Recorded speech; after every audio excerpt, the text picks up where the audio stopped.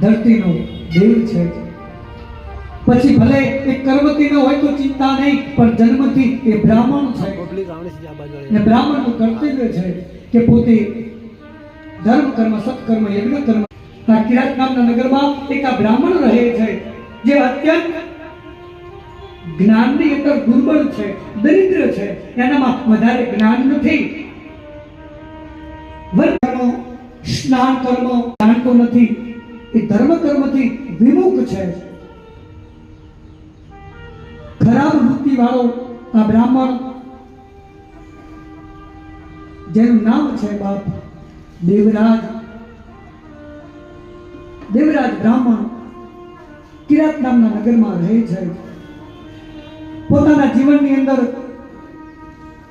જે કરવાનું છે એ કરતો નથી અને જે નથી કરવાનું એ કરે છે। એટલા માટે આ દેવરાજ બ્રાહ્મણ દુઃખી થયો છે। આપણા જીવનમાં પણ તે એવું છે, જે જીવનમાં કરવાનું નથી એ કરીએ છીએ ને જે નથી કરવાનું એ કરીને બેસી જઈએ છીએ અને પછી દુઃખી થઈએ છીએ।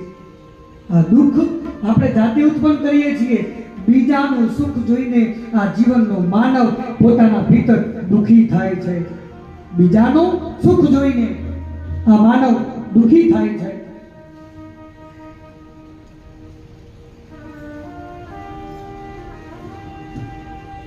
દેવરાજ નામનો બ્રાહ્મણ એવા લોકોને ઠગીને લઈને આવે છે, જુઠ્ઠું બોલે છે, કપટી છે।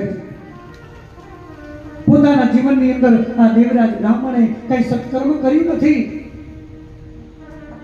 જ્ઞાનથી દુર્બળ છે, કોઈ પણ પ્રકારનું જ્ઞાન છે। લોકોને ઠગીને જૂઠું બોલીને અને લઈને આવે છે અને પોતાનું ગુજરાન ચલાવે છે। 4 વર્ણ વ્યવસ્થા બતાવી છે। કેટલી 4 વર્ણ વ્યવસ્થા?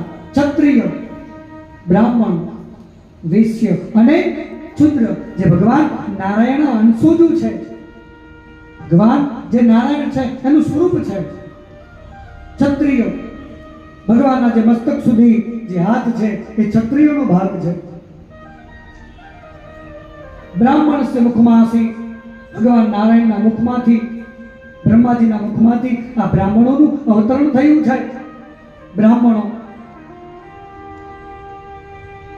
વૈશ્ય જગતમાં ખેતી ઉત્પાદન કરી, ખેતીવાડી કરી જે ઉત્સર્જન કરે છે, જેનું સર્જન કરે છે અને આ જગતનું પાલન પોષણ